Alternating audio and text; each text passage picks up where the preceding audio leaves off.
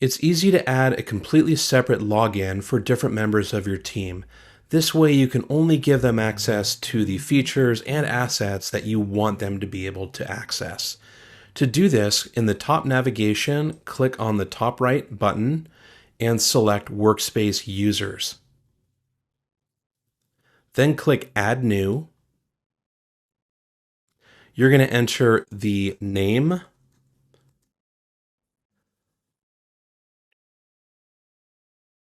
and then the email address,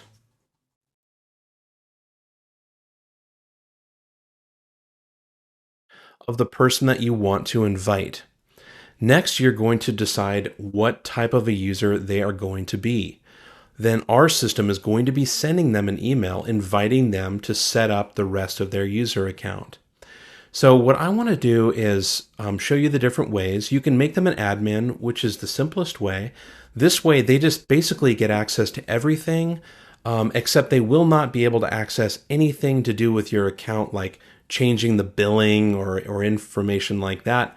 They will be able to get to workspace preferences, which is where you can do things like add or remove social profiles. They'll be able to add additional users or delete users. So it is quite a bit of permission. Standard user doesn't give them access to the workspace preferences or manage users, so they won't be able to modify their own user account, for example, or create other users. They're just going to be a standard user and be able to access everything on the account. Now, if you want to restrict the user, this is generally done when you don't want them to access certain assets, like mailing lists, people who enter their information. If you consider that very private, you can restrict that, and also features. So if you don't want them to be able to access features, and even certain social profiles you can restrict.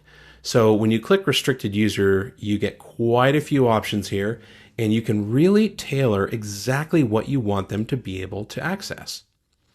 Another thing it allows you to do is force them to have everything that they try to publish get routed for permission or routed for approval from another user or the account owner, which is you.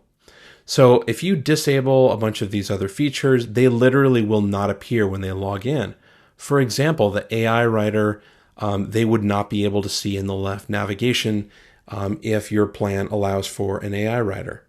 So down here where it says Publish Enabled, you'll notice that you can really detail what they have access to in the publisher.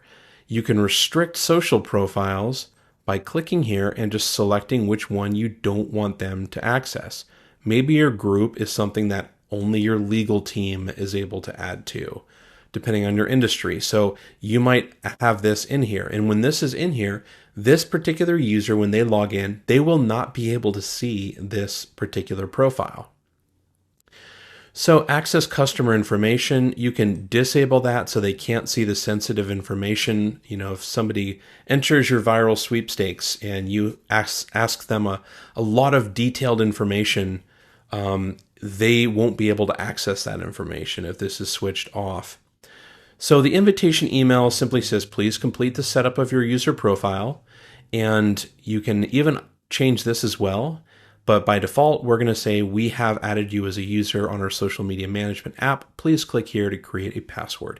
And it will prompt them to create a password that is exclusive to them. And if you make any changes to this, then you can make that the default to save you time in the future. And once you're done, simply click Send Invitation.